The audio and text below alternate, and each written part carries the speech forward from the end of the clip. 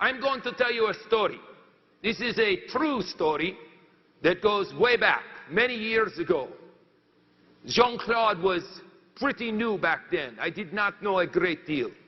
And when we were working, there was a very big, very massive man who was there. His name was Pierre.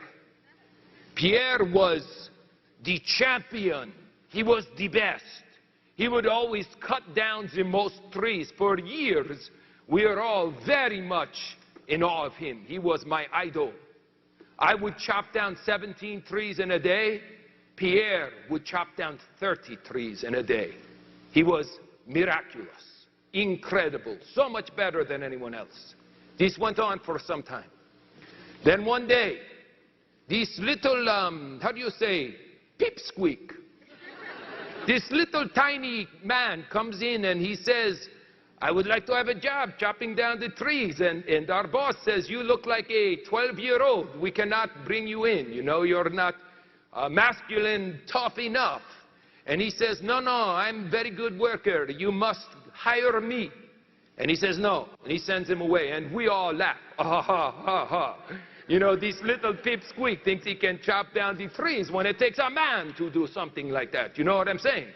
So a couple of days later, this little man, he comes back again. He says, you must hire me.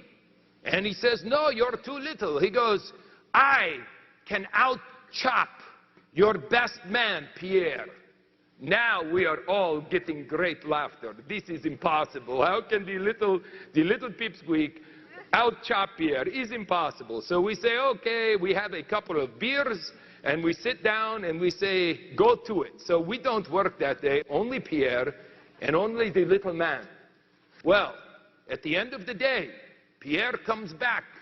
And Pierre was very focused. He is a very competitive, bred person. You know what I'm saying? He doesn't chop down 33. He chops down 34. That's not easy for me to say. 34 trees. His record for even Pierre, incredible, unbelievable, yes? So then, yes, so the little guy comes back and we ask the boss, how many trees did he get? And he says, 39. We are like, what, are you kidding? This is not funny. Very funny joke. The little boy chopped down 39 trees, please. He says, no, he chopped down 39. He beat Pierre. We're like, sacre bleu. I don't know what that means, but I like to say it. Sacre bleu is impossible. So, the next day, of course, they hired him. Yes, you know, he out-chopped our best man. And the next day, we come to work again. This time, Pierre is very buffed up and he is ready to go. He goes out and chops down 43. Greatest deal ever. And the little pipsqueak, 42. Amazing. Unbelievable. No one can believe this. So the next day, Pierre decides he's going to, how do you say, cheat. So instead of getting there at the normal time, Pierre comes in an hour early and starts chopping. And at the end of the day, with maximum effort, he gets 44 trees. The little pipsqueak comes in an hour late, leaves an hour early, and gets 49 trees. Pierre is drinking himself into a coma now. How is this possible? This is not possible. I am the biggest and the strongest, and he doesn't. Hey, what is going on? Pierre is very upset, very, very upset. He wants to maybe chop down the pipsqueak, you know what I'm saying? So the next day, he comes in 2 hours early, stays 2 hours late, chops down 51 trees, Pierre. When it's over, they have to put him in a bed with IV units, but he is going to win.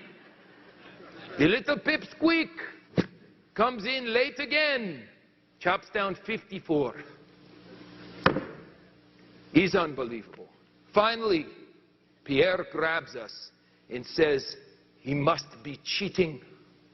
There is something going on. He must be somehow having his friends come out of the woods and chop down trees with him. This is impossible. No one can beat me like this. So we all get together and we follow the pipsqueak to his house.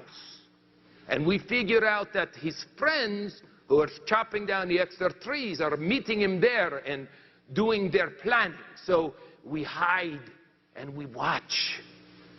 And the pipsqueak goes home. He carries his axe with him, very much like a musician carries his guitar with him everywhere he goes. And he goes, boom.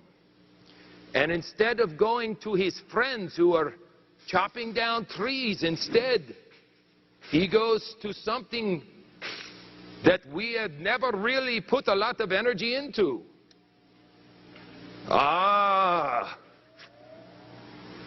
And the little pipsqueak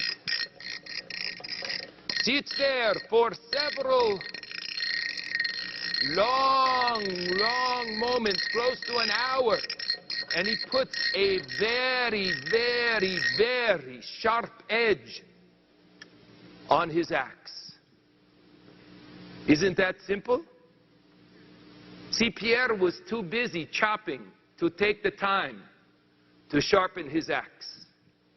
Many of you are too busy making phone calls to take the time to sharpen your axe. I can't take 3 days off to go to this training because I have to keep chopping.